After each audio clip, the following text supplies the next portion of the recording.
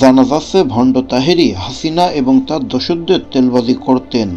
শায়েখ আহমদুল্লাহ হুজুর সহ হক্কানি আলেম যারা তাহেরি তাদের সমালোচনা করতেন এবং এদের সহ্য করতে পারতেন না। হাসিনার এমপিদের পাশেটে বিভিন্ন সুযোগ সুবিধা আদায় করছিলেন তিনি। হাসিনার আমলে যেসব অপকর্ম করছিলেন তাহেরি তা নিয়ে বিস্তারিত আলোচনা করব আজকের ভিডিওতে। গত শুক্রবার তাহেরির উস্কানিতে আখাউড়ায় পুলিশের উপর হামলার ঘটনা ঘটে বলে অভিযোগ পাওয়া যায়।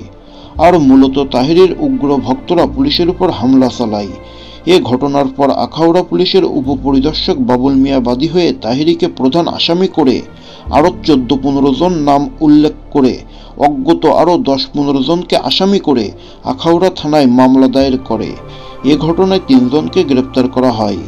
এ সময় বিনা অনুমতিতে চলতে থাকা মাহফিলে বক্তা মুফতি গিয়াসউদ্দিন আর তাহেরি স্টেজে বসে উস্কানিমূলক বক্তব্য দিয়ে আইন শৃঙ্খলা রক্ষাকারী বাহিনীর অবনতির পায়তারা করছিলেন।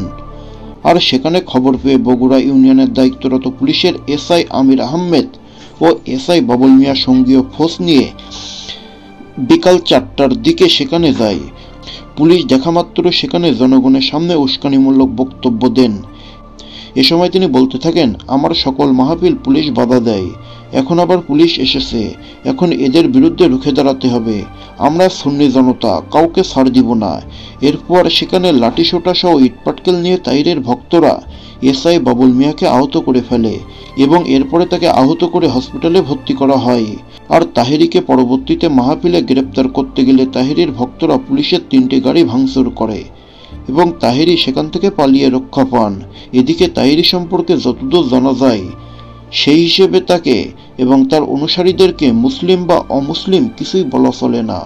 মুসলিম না বলতে পারার কারণ তিনি ঈমান ভঙ্গকারী, তিনি বড় শিরকে লিপ্ত। আবার অমুসলিম না বলতে পারার কারণ তিনি নিজেকে মুসলিম হিসেবে দাবি করেন। যেহেতু তিনি মুসলিম হিসেবে দাবি করেন তাই মানুষ এতদিন তাকে নিয়ে যতই সমালোচনা করুক না কেন, মাহফিল হলে মানুষটাকে দেখতে ছুটে চলে যেত। এবং হাসিনা পালানোর পর একটি ভাইরাল ভিডিওতে দেখা যায় আওয়ামী লীগের সাথে সম্পৃক্ততার বিষয়টি।